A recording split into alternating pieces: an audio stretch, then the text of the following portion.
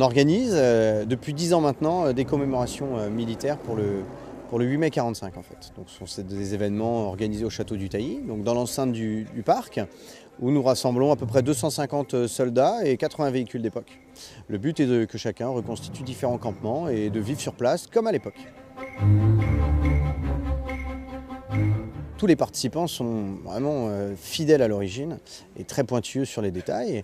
Et donc certains seront plus attirés par le matériel médical, donc ça va être dans des infirmeries, des postes de secours. D'autres plus le matériel de transmission, d'autres postes de commandement, d'autres plus sur l'armement. Donc là on va avoir une panoplie assez importante en munitions, en différents fusils, mitrailleuses, etc. Je collectionne depuis, on va dire, une vingtaine d'années. Sur mon véhicule, comme vous pouvez le voir, à la base, il est équipé en radio. Et ensuite, moi, volontairement, j'ai monté dessus un affût avec ce qu'on appelle une calibre 30. Et ce qui est encore plus rare à voir aujourd'hui, que j'ai réussi à trouver, à dénicher incessamment sous peu. C'est pour ça qu'aujourd'hui, j'ai voulu le mettre en valeur. C'est ce qu'on appelle la calibre 30 en version portative.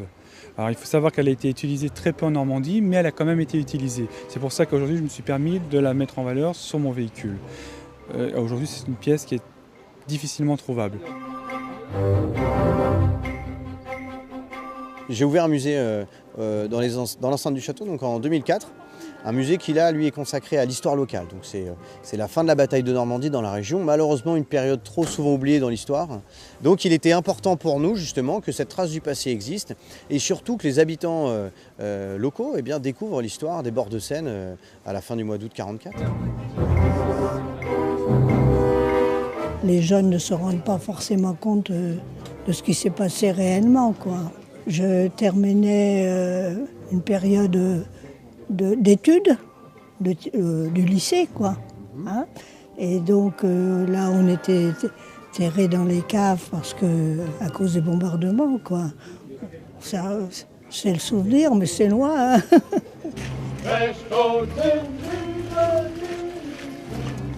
On fait des spectacles aussi, justement, au cours desquels les différents belligérants s'affrontent. Donc derrière, on fait des reconstitutions de scènes, de combats, de scènes historiques. Hein. On établit tout un scénario qui représente tantôt l'occupation, la bataille de Normandie, un lâcher de parachutistes, voilà. Et ça permet de voir aux gens tout ce matériel en fonctionnement.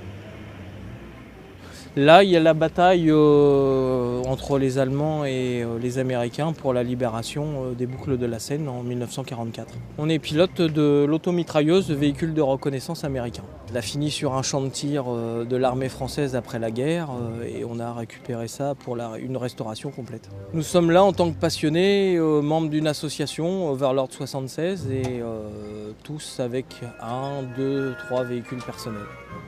Mais ce sont des passionnés par le devoir de mémoire, par la mécanique ancienne, pour préserver le devoir de mémoire de ces années de la libération.